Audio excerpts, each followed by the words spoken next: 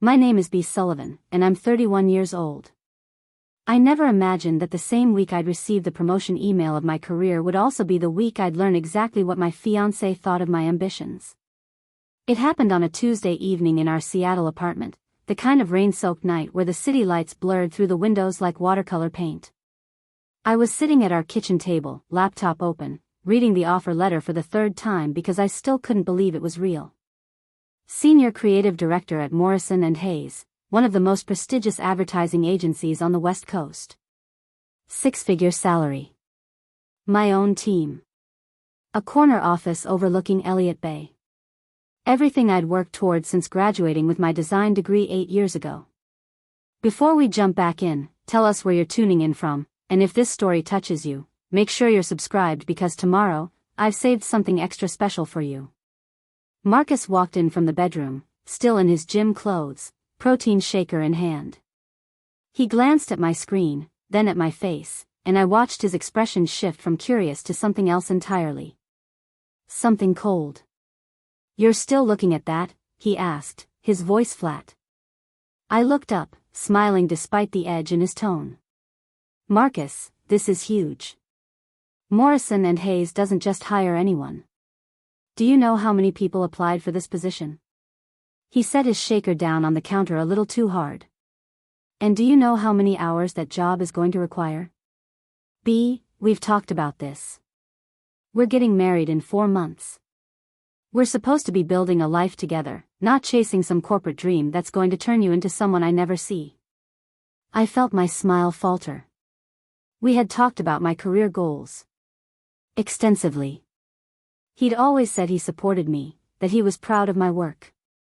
But now, standing in our kitchen with the rain drumming against the windows, his support felt conditional. Temporary. "This is my dream job," I said carefully, closing my laptop. "I've been working toward this for years. You know that." He crossed his arms, leaning against the counter. "Your dream, sure. But what about our dream? What about the wedding? The honeymoon we're planning? Starting a family eventually? How does any of that fit into your new 60-hour work weeks?" There was something in his voice that made my stomach tighten. Not concern. Control. "Marcus, this doesn't mean I'm abandoning our plans. It means I'm finally getting the opportunity I've earned. We can still have everything we want." He shook his head slowly, deliberately. "No, B. You need to choose. It's either this job or us. I need you here. Present. Not buried in some office downtown proving something to people who don't care about you the way I do." The ultimatum hung in the air between us like a challenge. I stared at him, waiting for the punchline, the smile, the moment he'd tell me he was just stressed or joking. But his face remained stone serious. This was real. My fiancé, the man I'd been with for 3 years, the man who'd proposed to me on a hiking trail overlooking the San Juan Islands, was asking me to give up the career opportunity of a lifetime because it inconvenienced his vision of our future. I felt something inside me click into place. Not anger yet. Just clarity. The kind that comes when someone shows you exactly who they are, and you finally believe them. That night, I didn't argue. I didn't cry or plead my case. I simply told Marcus I needed time to think, which seemed to satisfy him. He kissed my forehead like the matter was already settled, like my silence meant surrender, and retreated to the bedroom to watch basketball highlights on his phone. I sat alone in the kitchen, the offer letter still glowing on my laptop screen, and I started to notice things I'd been ignoring for months. The way Marcus always steered dinner conversations back to his own job at the tech startup, barely asking about my projects. The way he'd started calling my late work nights your little hobby hours, even though my salary paid half our rent. The way he'd begun every wedding planning conversation with what he wanted, what his family expected, what would look best for his career trajectory. I opened my phone and scrolled back through our text messages from the past 6 months. There it was, pattern after pattern. Every time I'd mentioned a work achievement, he'd responded with something about himself or changed the subject. When I told him about winning a major client pitch last month, he'd replied, "Cool babe, can you grab milk on the way home?" But when he'd gotten a minor promotion, I'd organized a surprise dinner with all his friends and bought him an expensive watch he'd been eyeing. The rain kept falling. Preparing and narrating this story took us a lot of time, so if you are enjoying it, subscribe to our channel. It means a lot to us. Now, back to the story. I made myself a cup of tea and opened my laptop again. This time, I didn't look at the job offer. I looked at our shared wedding planning folder. The venue we'd booked at a vineyard in Woodinville. The photographer. The caterer. The guest list of 200 people, mostly his colleagues and extended family. I scrolled to the budget spreadsheet and felt my chest tighten. I'd contributed 70% of the wedding costs so far. 70%. For a wedding where I'd been overruled on almost every decision because Marcus said his mother had better taste, or his college friends expected certain standards, or the tech industry people we were inviting would notice if things weren't upscale enough. I closed the laptop and sat in the silence of our apartment, listening to the muffled sounds of Marcus laughing at something on his phone in the other room. The tea had gone cold in my hands. I realized I couldn't remember the last time he'd asked me what I wanted, really wanted, beyond surface-level questions about dinner preferences or weekend plans. Our entire relationship had slowly shifted into something where my dreams were negotiable and his were essential. The next morning, I woke up before Marcus and got ready for work quietly. He was still asleep when I left, sprawled across the bed in the same position I'd found him in at 3 a.m. when I'd finally come to bed. I drove to my current office at Henderson Creative, a smaller agency where I'd spent the last 4 years building campaigns and winning awards. My boss, Jennifer, was already at her desk when I arrived, coffee in hand and reading glasses perched on her nose. She looked up when I knocked on her door frame. "B, come in. I've been dying to hear what you decided about Morrison and Hayes." I sat down across from her, and suddenly the weight of everything hit me. Jennifer had been my mentor since I'd started here fresh out of grad school. She'd taught me how to pitch to difficult clients, how to trust my creative instincts, how to navigate a male-dominated industry with grace and steel. She knew about Marcus, about the engagement, about how excited I'd been when he proposed. "He asked me to turn it down," I said quietly. Jennifer's expression didn't change, but I saw her jaw tighten slightly. "He said I need to choose between the job and our relationship. That he needs me present and available, not buried in work." She set down her coffee carefully. "And what did you say?" I shook my head. "I didn't say anything yet. I told him I needed time to think." Jennifer leaned back in her chair, studying me with those sharp eyes that had seen through countless excuses and half-truths over the years. "B, I'm going to tell you something I wish someone had told me when I was your age. A partner who truly loves you doesn't ask you to shrink yourself to fit into their comfort zone. They help you expand into the person you're meant to become." Her words settled over me like a blanket, warm and uncomfortably honest. "My ex-husband gave me the same ultimatum 20 years ago," she continued. "Different job, same demand.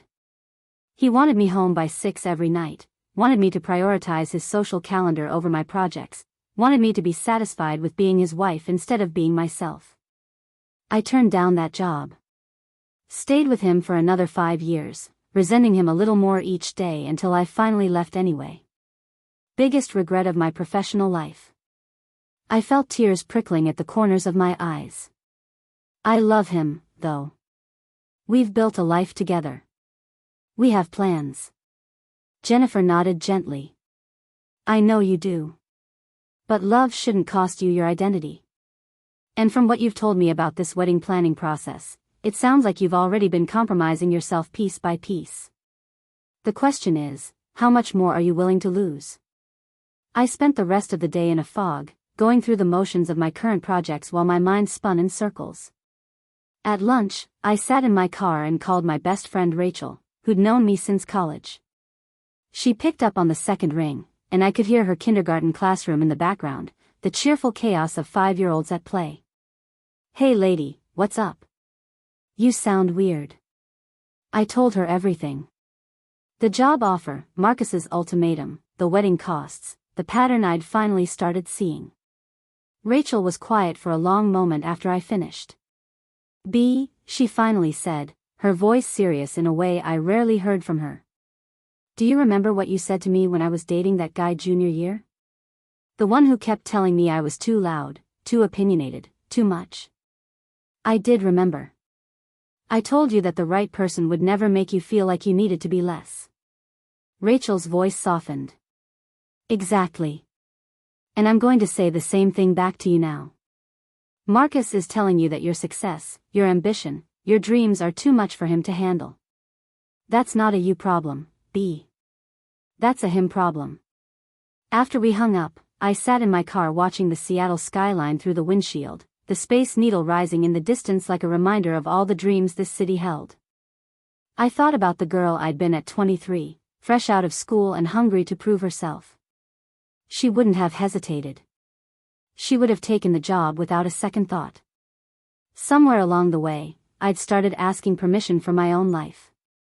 That evening, Marcus came home with takeout from my favorite Thai place, which immediately put me on guard. He only made grand gestures when he wanted something or felt guilty about something.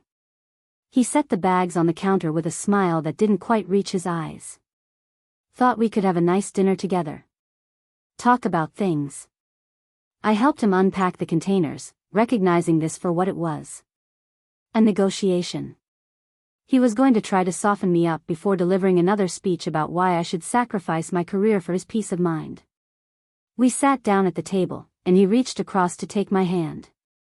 I've been thinking a lot about our conversation yesterday. About the job offer. I waited, saying nothing.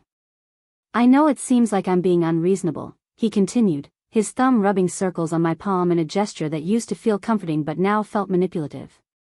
But I'm just trying to protect what we have. My parents have been married for 35 years, and my mom always put family first. That's what made their relationship work. There it was. The comparison to his mother, a woman who'd given up her nursing career when she got pregnant and spent the next 3 decades hosting dinner parties and managing his father's social calendar.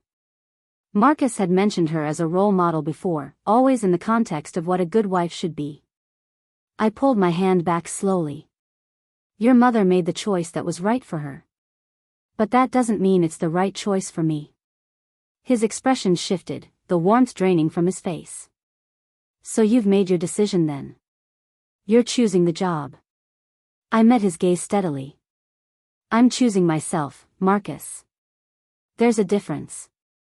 He stood up abruptly, his chair scraping against the floor. This is ridiculous. Do you know how many women would love to be in your position? Marrying someone with a stable career, planning a beautiful wedding, building a real future? But no, you need to play corporate climber and prove something to a bunch of strangers who'll replace you the second you're not useful anymore. The mask was fully off now. This was who he really was when things didn't go his way. Not the charming man who'd wooed me with weekend hikes and thoughtful birthday surprises, but someone who saw my ambitions as competition, my success as a threat. You think Morrison and Hayes is going to care about you when you're 40 and burnt out? He continued, pacing now. You think those people are going to be there for you the way I am? I'm offering you stability, B. Security. A real partnership. I stood up slowly, my voice calm despite the anger building in my chest. A real partnership doesn't require one person to abandon their dreams. A real partnership means celebrating each other's successes, not resenting them. Marcus laughed, but it was bitter and sharp. Oh please. You've been watching too many motivational videos. This is real life. Someone has to be practical. Someone has to think about our actual future, not some fantasy where you can have it all. That phrase hit me like cold water. Have it all. As if wanting both a career and a relationship was greedy. As if I was being unreasonable for not wanting to choose. I need you to leave, I said quietly. He stopped pacing, staring at me like I'd spoken another language. What? My voice was steady now, clear. I need you to pack a bag and stay somewhere else tonight. Maybe at your brother's place. I need space to think without you trying to pressure me into a decision. His face flushed red. You're kicking me out? Of our apartment? I almost corrected him. My apartment. The lease was in my name. I'd lived here for 2 years before he'd moved in, back when he was between jobs and needed a place to stay temporarily. Temporary had somehow become permanent, and I'd never questioned it. Just like I'd never questioned so many other things. I'm asking you to give me space. If you can't respect that, then we have bigger problems than a job offer. For a moment, I thought he might refuse. His hands clenched into fists at his sides, and I could see him weighing his options, calculating which approach would work best. Finally, he grabbed his keys from the counter. Fine. But when you come to your senses, don't expect me to just forget how you treated me tonight. He slammed the door on his way out, and the apartment fell into silence. I stood in the kitchen, surrounded by containers of uneaten Thai food, and felt something unexpected. Relief. Pure, overwhelming relief. The apartment felt bigger somehow, like I could finally breathe fully without monitoring his mood or measuring my words. I picked up my phone and opened my email. The offer letter from Morrison and Hayes was still there, waiting. I read through it one more time, letting myself feel the excitement I'd been suppressing. Then I hit reply and began typing. Dear Mr. Richardson, I am thrilled to accept the position of Senior Creative Director at Morrison and Hayes. My hands didn't shake. My heart didn't race with doubt. I simply wrote the words I should have written the moment I received the offer, and I hit send before I could second-guess myself. The next morning, I woke up to 17 missed calls from Marcus and a string of text messages that progressed from apologetic to angry to desperate. The first one read, "Babe, I'm sorry. I overreacted. Can we talk?" By the 10th message, the tone had shifted entirely. "You're making a huge mistake. My family is going to be so disappointed. Do you know how much money we've already put into this wedding?" I didn't respond to any of them. Instead, I got dressed, made myself breakfast in the quiet of my apartment, and drove to Morrison and Hayes for my first official meeting as their new senior creative director. The offices were everything I'd dreamed of. Floor-to-ceiling windows overlooking Puget Sound, modern workspaces filled with creative teams brainstorming campaigns, and an energy that felt electric. Mr. Richardson, the CEO, greeted me personally and walked me through the building, introducing me to people who would become my colleagues. Everyone seemed genuinely excited to have me there. No one asked me about my relationship status or whether I planned to have children. They asked about my portfolio, my creative vision, my ideas for the campaigns we'd be pitching. It felt like coming home to a version of myself I'd almost forgotten existed. During lunch, I sat in my new office, still mostly empty except for a desk and a chair, and I called the wedding venue. The coordinator answered on the third ring, her voice professionally cheerful. Woodinville Estate Vineyards, this is Caroline speaking. I took a deep breath. Hi Caroline, this is B. Sullivan. I have a wedding booked with you for June 15th. There was a pause as I heard her typing. Yes, Ms. Sullivan. How can I help you today? The words came easier than I expected. I need to cancel the reservation. Another pause, longer this time. Oh, I'm so sorry to hear that. May I ask if you'd like to postpone to a different date instead? We have some beautiful autumn slots available. I smiled despite myself. No, thank you. I need to cancel entirely. Caroline's voice became more cautious. I understand. I do need to let you know that based on our contract, cancellations within 6 months of the event date result in forfeiture of your deposit. That would be $5,000. $5,000. Money I'd saved from freelance projects and overtime hours. Money I'd put down because Marcus had insisted on this specific venue even though I'd suggested smaller, less expensive options. I understand, I said calmly.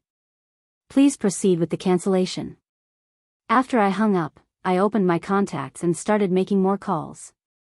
The photographer, who was apologetic but firm about keeping half her fee. The caterer, who had a similar policy.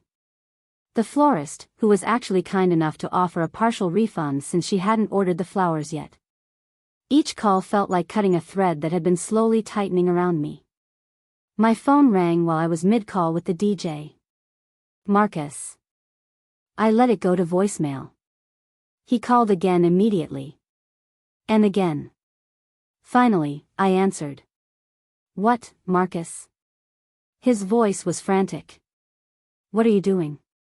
Caroline from the venue just called my mom asking if we wanted to transfer the reservation to a different date. My mom is freaking out. She's asking what's going on. I leaned back in my office chair, looking out at the water.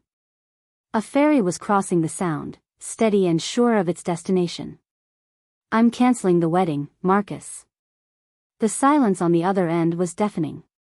When he finally spoke, his voice was low and dangerous. You're what? I kept my tone even. I accepted the job at Morrison Hayes. And I've realized that marrying someone who sees my success as a threat isn't the future I want. He exploded. Are you insane? Do you know how much money we've spent? How much planning we've done? My entire family is expecting this wedding, B. You can't just cancel it because you're having some quarter-life crisis about your career. I felt remarkably calm. Actually, I can. And I am. Most of the money was mine anyway. That seemed to stun him into silence. I continued before he could recover. You asked me to choose between the job and us, Marcus. I'm choosing the job. But more than that, I'm choosing a life where I don't have to shrink myself to make someone else comfortable. His voice cracked with desperation. B, please. We can work this out. I'll support your career, I promise. Just don't throw away 3 years over one argument. I thought about that for a moment, about all the small ways he diminished me over those 3 years. The comments about my work being stressful for nothing. The eye rolls when I talked about campaigns I was proud of. The way he'd introduce me at parties as his fiancé first, designer second, as if my identity began and ended with my relationship to him. This isn't about one argument, Marcus. This is about finally seeing clearly. 6 months later, I was standing in my corner office at Morrison Hayes, looking at the campaign mock-ups my team had just presented. We'd landed the biggest client of the quarter, a national brand that wanted to reimagine their entire visual identity. The project was mine to lead, and I'd never felt more alive professionally. My phone buzzed with a text from Rachel. Dinner tonight? I want to hear all about the campaign win. I smiled and typed back a confirmation.